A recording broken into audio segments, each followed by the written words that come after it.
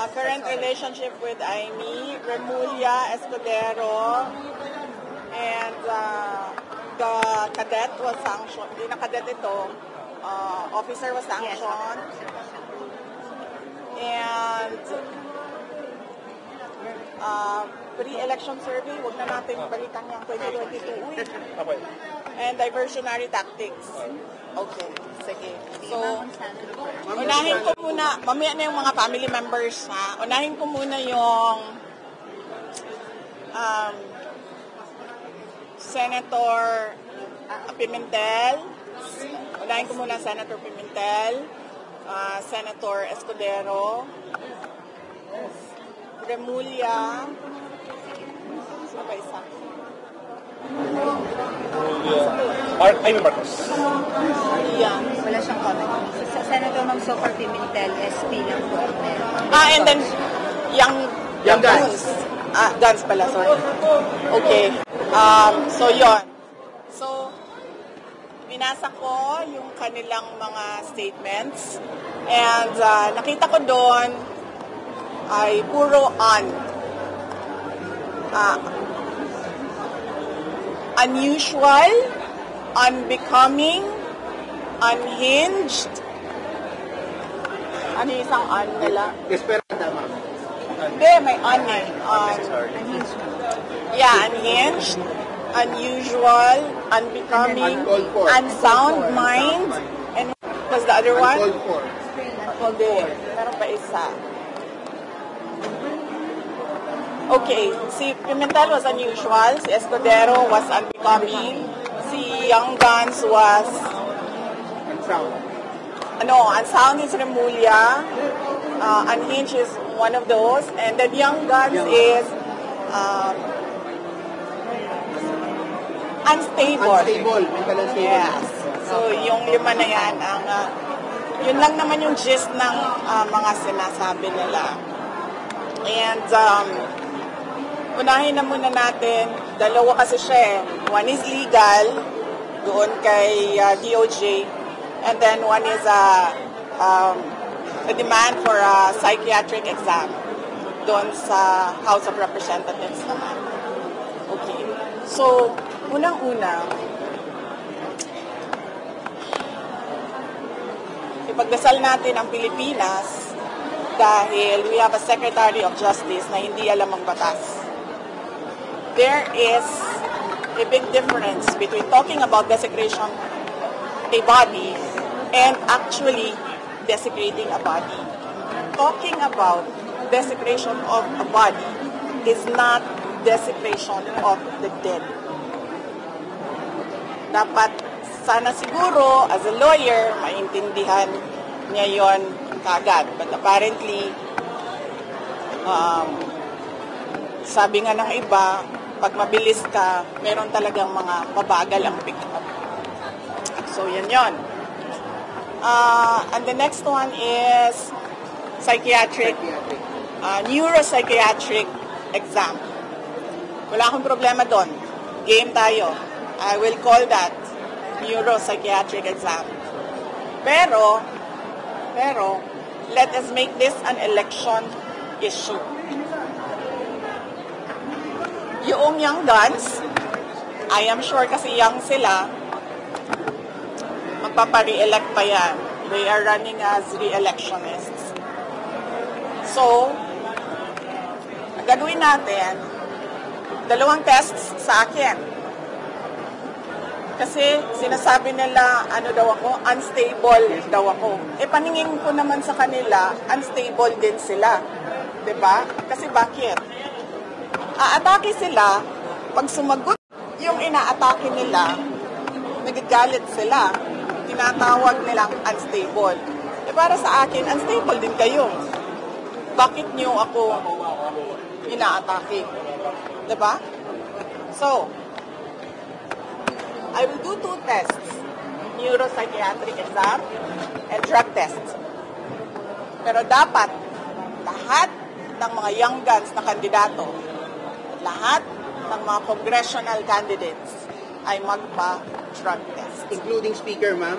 As a voter, I am asking the candidates for Congress doon sa distrito ko, sa 1st District of Davao City. Now, dalawa lang yung maalala ko ngayon, but I'm sure meron pang ibang kandidato. Maalala ko si Margarita Nograles and si Paulo Duterte. And as a voter, I demand na magpa-drug test sila. At kayong lahat, mga kababayan, as voters, you demand na magpa-drug test ang mga congressional candidates mo. Dahil kung unstable ako, sa paningin ko, unstable din sila. So, bakit ka naman magagalit kung ang ina-atake mo ay sumasagot? Diba? Yes? Red? Yes, ma'am. Okay ka dyan? Yes, ma'am. Okay, sige. Sandro. So, okay tayo dyan. Wala nang problema dyan. Yan ang demand ko, ha? 2 test sa akin, isa lang sa kanila. O, biyado pa ako. Pero ma'am, sinasabi niyo rin na unstable sila, so dapat meron din silang neuropsychiatric test. Hindi, pinapadali ko na lang kasi sa kanila eh. Kasi, diba? Para madali tayo. So we call on the Philippine Medical Association, the Philippine Psychiatric Society siguro, is it called that way, to set the guidelines para sa amin lahat. Okay? Lahat ng botante mag-demand ng drug test sa ating mga congressman candidates kasi unstable din sila. Saan po dapat gawin ang drug test, ma'am? Sa private hospital o sa public hospital? We need independent third-party hair follicle testing. That is why we are asking the help of PMA, tulungan nyo kami, to set the guide. Kailan nyo ma'am gusto mangyari yung test? Pag kinol na nila, okay na tayo. Hindi pwedeng 3 months after, ha? Kasi hindi magdodroga yan ng 3 months, tapos na yung testing nila. So anytime? So dapat Ngayon na. Ayun na. dapat Ayun na. Magpa-drug test tayong lahat at dagdagan ko ang sa akin neuropsychiatric game. Tayo dyan. Ma'am, what if po ma'am sabihin ng young guns na you're just bluffing too much? I'm not bluffing. Pangalan ko nakataya dito. Nandiyan kayo lahat nakikinig at nakita na nagsabi ako. I'm not bluffing. Ma'am, may ganito ng reso before si Congressman Colong, pero wala man lang may sample. Diba? Oh. Diba? Ayaw nila magpa-drug test. Bakit kaya? So hanggang congressional lang, ma'am. Yes. So yan. Okay ako. Wala tayong problema dyan. I will do your neuropsychiatric exam. And mind you, hindi yan first time. Naka-neuropsychiatric exam na ako dati nung nag-apply ako as PAW lawyer. And naka-neuropsychiatric exam na ako in a court case. So, pangatlong neuropsychiatric exam ko na ito na kung sakasakali, pag-i-call nila ang DARE ko. Drug test sa inyo, dalawang test sa akin. Yes. So, unstable, unhinged, unbecoming,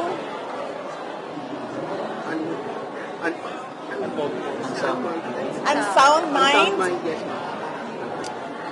Meron pa isang ulitin nyo na lang. Yes. I'm not any of those.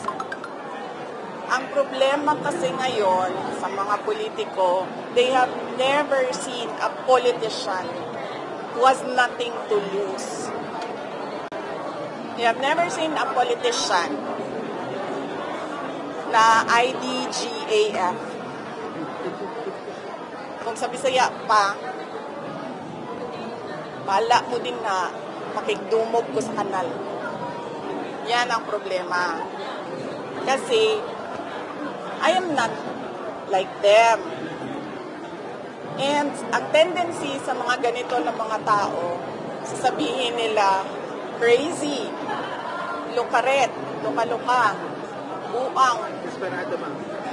desperada. Bakit ako desperada? I am Vice President of the Republic of the Philippines. I am not going anywhere. So anong ikakadesperada ko? Diba? So yan yung problema dyan. Yan yung problema nila. Because they've never seen anything like Sara Duterte. Hindi ako maareglo. Hindi ako mabayaran ng budget, hindi ako mabayaran ng pera. Ang laki ng problema nila. Kasi ngayon, ayaw ko na umahimik. Noon, walang nagsasalita kontra sa administrasyon. Ngayon, merong isang tao sasalita kontra sa... Nawawala ako sa aking amin. Sandali, saan ako? Doon sa... Tinatawag nilang buang. Tinatawag nilang luka-luka. They did that to MDS noon. Pero they cannot do it to me ngayon. Lahat ng psychiatric exam na gusto ninyo, let's go. Gusto nyo pa, televised ang exam, ang tests. So you're also challenging them na hindi televised ang test? Oh, yeah. Dapat lang. Dapat nakalagay yan dun sa guide. Hindi pwedeng magsekreto-sekreto kayo dyan ng testing ninyo, ha? Ma'am, you said po na you're speaking against the government po. Are you positioning yourself as the opposition na po? Hindi, sila ang nag-aano sa akin. Sila ang nagtutulak sa akin, eh. Sila talaga ang... inaatake nila ako. Tapos, pag sumagot ako, nagagalit sila, ginagaslight nila ako. Mr. Deception. Kung pinabayaan lang sana nila ako sa Davao, I was mayor already, I was unopposed. Kung pinabayaan lang nila ako sa DepEd, nagtatrabaho lang ako dun, wala akong ginagawa sa kanila. Nung nag-resign ako sa DepEd, kung pinabayaan lang nila ako, diba? Na gawin ko yung trabaho ko sa Office of the Vice President, kahit magtanim ako ng puno, araw-araw, pabayaan nyo lang ako. Kasi may pagbabago campaign naman kami, tree planting, educational advocacy, lahat yun. Problema sa kanila, nakikipag-away sila. Tapos, kapag lumaban, yung inaaway nila, nagagalit sila, and sila yung nagsasabi na siya yung may problema. Hindi ako yung may problema. Hindi ako noon na kalaaway, except yung inuunahan ako. Kaya anong tingin mo, yung mga anak ko, yung BBM at Senator Jaime, they are now coming to their defense? I will not comment sa mga anak, no? Because ang natural affinity ng mga anak is to defend parents. Ako lang naman yung anak na hindi nagde-defend kay PRD. Pero balik na rin natin, ganun din si PRD sa akin. Ang natural affinity na gagawin, natural na gagawin ni PRD is to defend me. Diba? Sinasabi nila noon, ginagaslight din nila kami, diba? O kasi may destabilization sa PRD, may maisog. Ano bang ginawa ni PRD? Di ba nag-react lang sa ginawa nila sa akin? Hindi nga ako nag-react nun eh. Hindi ako nagalit. Confidential funds, ano sabi ko? Fine, sa inyo na yan. Fourth quarter, sa inyo na yan. Hindi ko gagamitin. Hindi ko naman kailangan yan eh. Napapadali lang talaga ang trabaho kasi natatarget mo yung trabaho mo. Ano pang inano nila? Security, kunin namin lahat. Sa inyo na yan. Budget, kukunin nila lang. Sa inyo na yan. Nagalit lang naman ako noong yung nangyari doon sa graduate, yung namatay doon sa Davao City, sa tear gas, sa panggugulpi, at yung mga pinukpok na mga tao.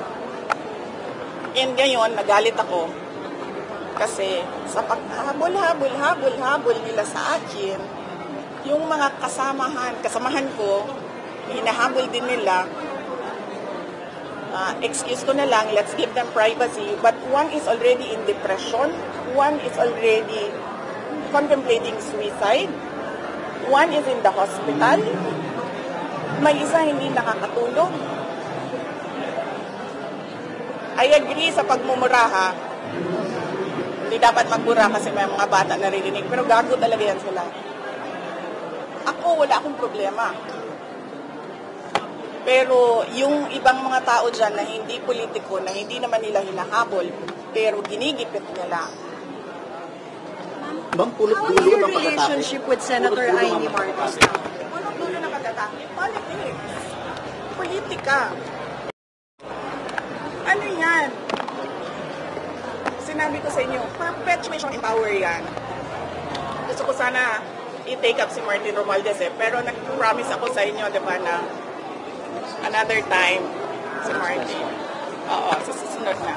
Ma'am, yun nga po politika. Sabi po kasi ni Governor Matthew Manoto na pinersonal daw nyo yung dapat sana'y politika lang. I-review nyo. Ayoko na banggitin eh. Lahat ng pagmemersonal nila sa akin.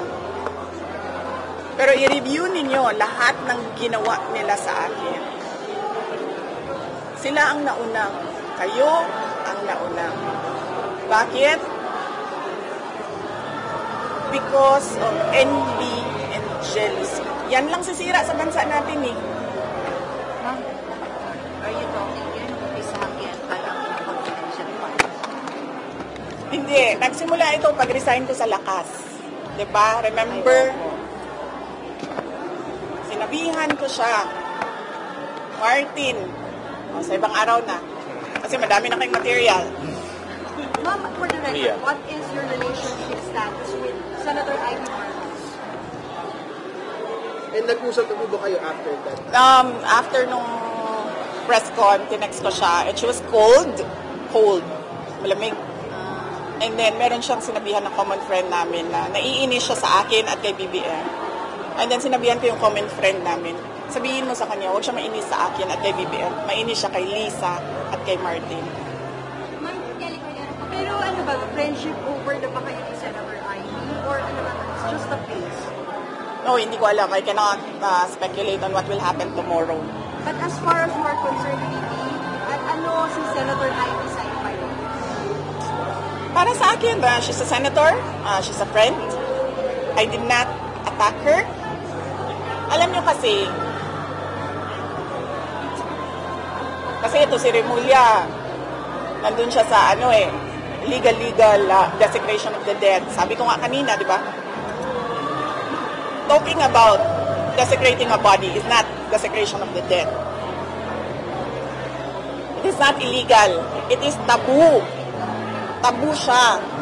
Meron sa atin dito, ayaw ang pag-usapan ng patay. Meron sa atin dito, okay lang na pag-usapan ng patay. Diba? It's taboo for some. Ngayon, kung okay lang sa kanya, hindi okay sa akin, dapat respetuhin ko na okay lang sa kanya. Hindi ko aatakihin yung tao. Bakit ko aatakihin yun? Yung paniniwala ko, hindi naman niya paniniwala. Parang Diyos lang yan. Naniniwala ka sa Diyos, ako. Hindi. Respetuhin mo ako. Na hindi ako naniniwala. Ikaw na naniniwala sa Diyos, respetuhin din kita. Ang problem kasi dito sa kanila, when there is a person who is outspoken, who is outrageously outstanding, sinasabihan nila na weird, sinasabihan nila ng kakaiba, sinasabihan nila ng crazy, insane, look at it. There's nothing wrong with me, I'm just different. Respetuhin nyo yung not different ako sa inyo. Going back to Senator Amy, you texted her, pero nag-reply naman po siya, kaya nasabi niyo po siya. May we know the context of that conversation? You can share that with us. Siya na lang ipa-share ninyo kasi siya naman yung mas nakakatanda.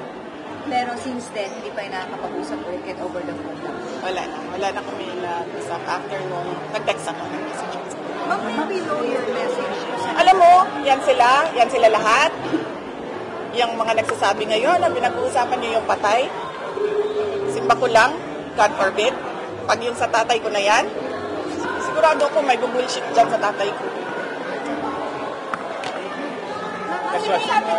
Why don't you just explain the allegations head on? Just to set the record straight daw, ma'am. Kasi it's just, it distracts from the issue. It lowers the level. Kasi sabi ng mga house law. Oo, kasi sabi nila, ako, Rather than Arnold, resort to nandyan yan, diversion ka lang daw, ma'am. Diversion, yes. Well, it's a tie. Kasi ang ginagawa nila is a diversion from the nothingness that is this country is undergoing. This ginagawa nila is a diversion sa kagutuman, sa kahirapan, sa taas ng presyo, at sa kawalan ng mga Pilipino. Ginagawa niyo ako diversion, gagawin ko din kung ano yung ginagawa niyo. Di ba? Nung ba't na inflation rate Wala. is bumababa? Talo na kayo. Wala na. Kahit na anong gagawin nyo, talo na kayo. Sure po. Sa Quadcom, inimbestiga ng AJK allegedly against President Duterte. Sa isang Sino committee may-ari naman, nito? sa isang committee naman, inimbestiga din yung mga confidential fund. The Senate group, mag-open din po na about AJK. So, what's your thought on this group? Ginagawa nilang mga ganitong investigation. Oh, yan nga yung sabi ko. Yung sinasabi nila na diversionary tactic yung sa akin. Bakit sila nagsasabi na hindi ako sumasagot? Lahat ng pinadala nila na AOM, Audit Observation Memorandum, sa kanila naman galing yun, hindi naman sa COA yun, wala namang independent sa COA ngayon. Sinasagot namin. In the proper forum, we answer. May cases sila sa Supreme Court, sinasagot namin.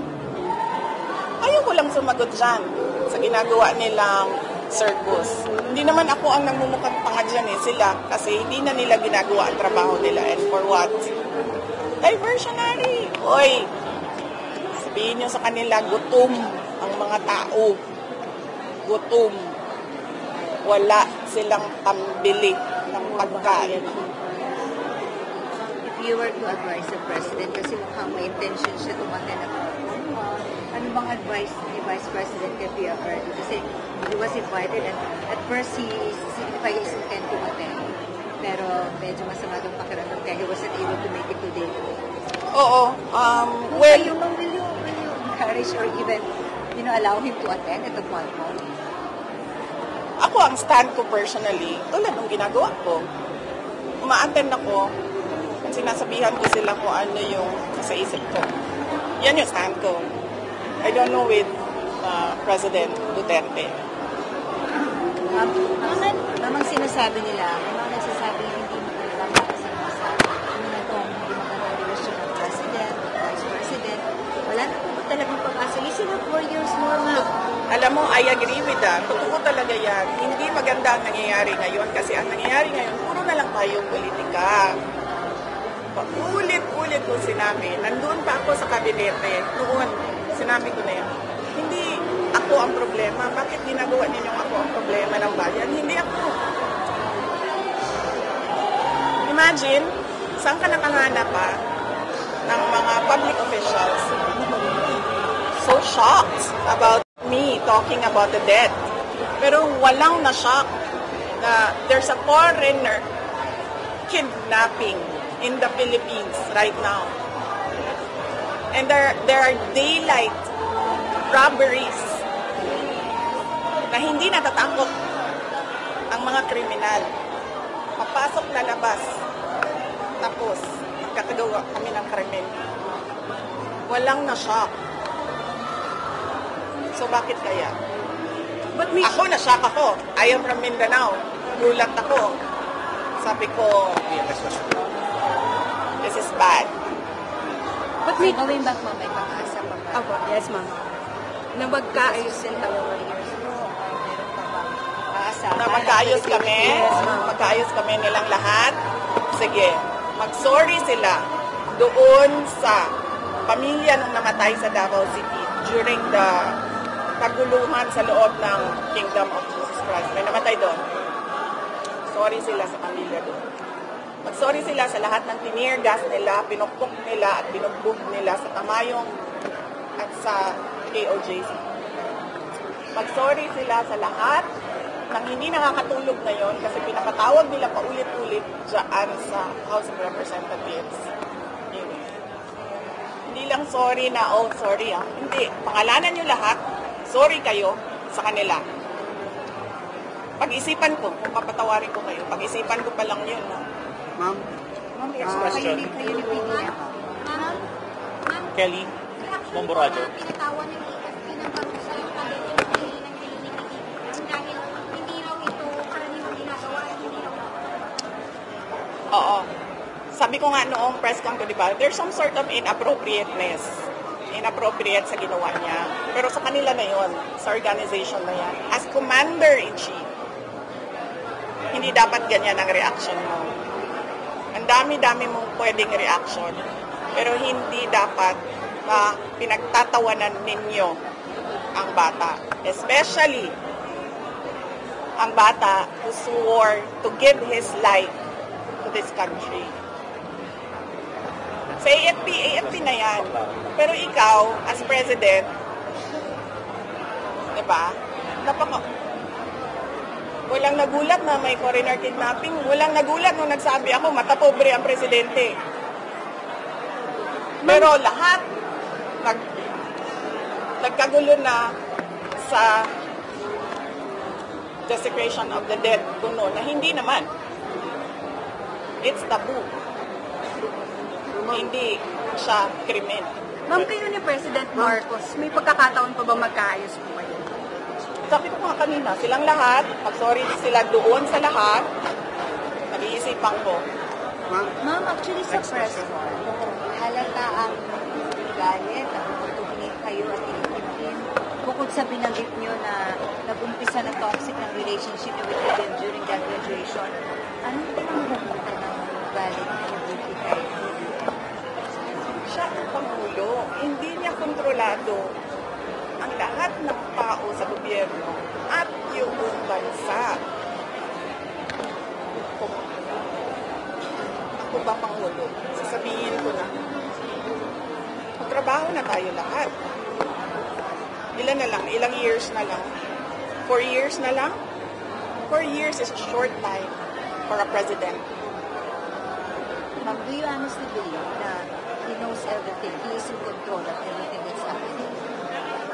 All those hearings. I cannot speculate on his soundness of mind.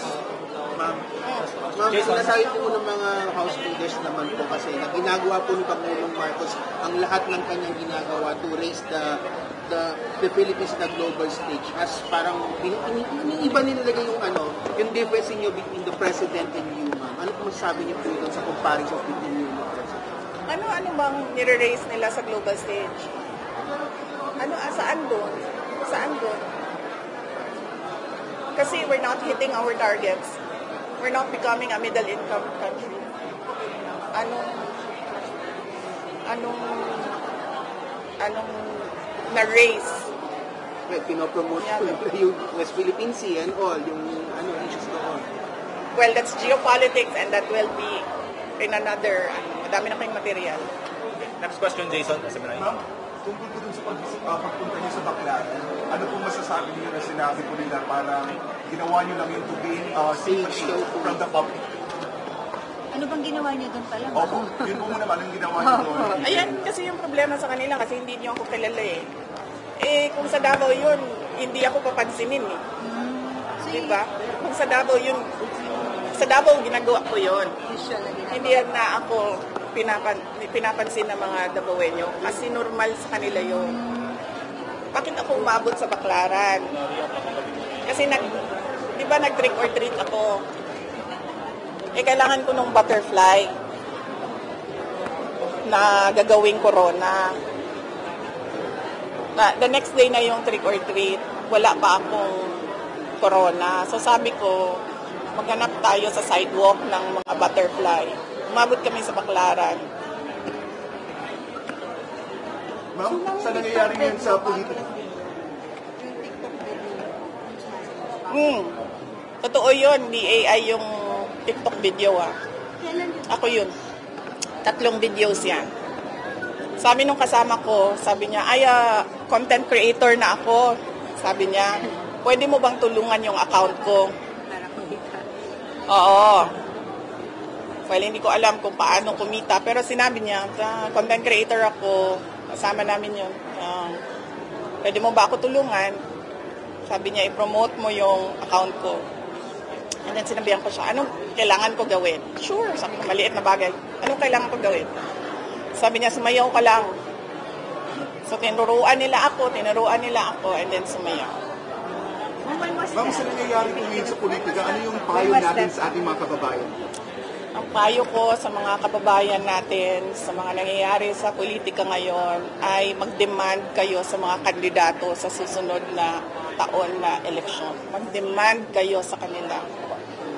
Anong nagawa nyo? Anong plano nyo?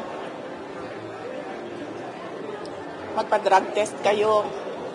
O sige, extend na natin. Magpa-neuropsychiatric exam kayo. Mag-demand kayo sa mga kandidato. Last question from Reuters. VP, from Reuters po. Speaking of elections, bakit hindi tumakbong mayor si former President Duterte? And then bakit walang Duterte sa mga senatorial lines? Tumakbo siyang mayor. Si PRD. Tumakbo siya. So sa senatorial elections, bakit walang senatorial lines? Oo, hindi ko alam. Ang pagtakbo kasi, it's a personal decision. So, hindi ko alam bakit walang tumakbo sa kanila as senator. Thank you. Ma'am, your message na lang to the Filipino people, lalo dito mga medyo na disheartened na lang because hindi niyo pagkakaunawaan PBBM, ma'am. So, what can you assure the Filipino people? Okay, ang unahin ko muna ay yung mga nasa gobyerno na tulad ko, magtrabaho tayo. Magtrabaho tayo kung ano yung mandate natin sa opisina natin, gawin natin yun. Yun ang expectation ng mga tao. Sinasabi ko, ulitin ko, hindi ako ang problema, pero ako yung ginagawa ninyo ng problema. Ang totoong problema, kawalan, kahirapan, kagutuman, kriminalidad, terorismo, insurgensiya, lahat ng kung ano ang problema 10 years ago, 20 years ago, nandito pa rin sa ating bayan. Magtrabaho tayo. At sa ating mga butante, mag-demand kayo sa mga kandidato ngayong darating na eleksyon na labas and beyond sa pera na binibigay nila sa inyo na pambili ng boto.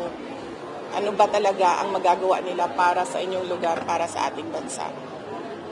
At demand nyo yung drug test at neuropsychiatric test ngayon na. And then, to the Filipino people, sa lahat ng aking mga kababayan,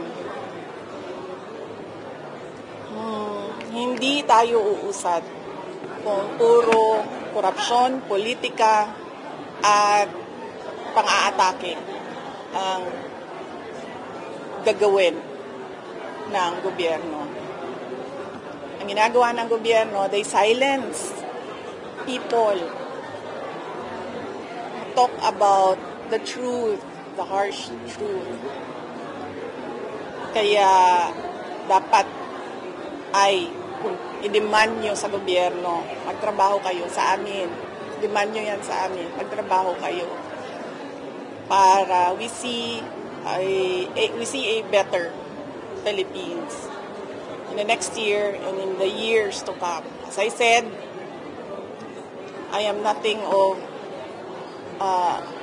unstable, unbecoming, unsound mind. I am just unforgiving, unyielding, and unbowed.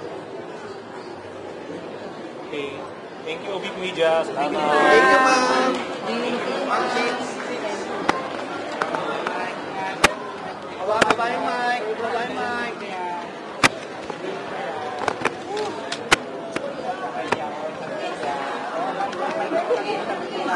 Ben, Mike.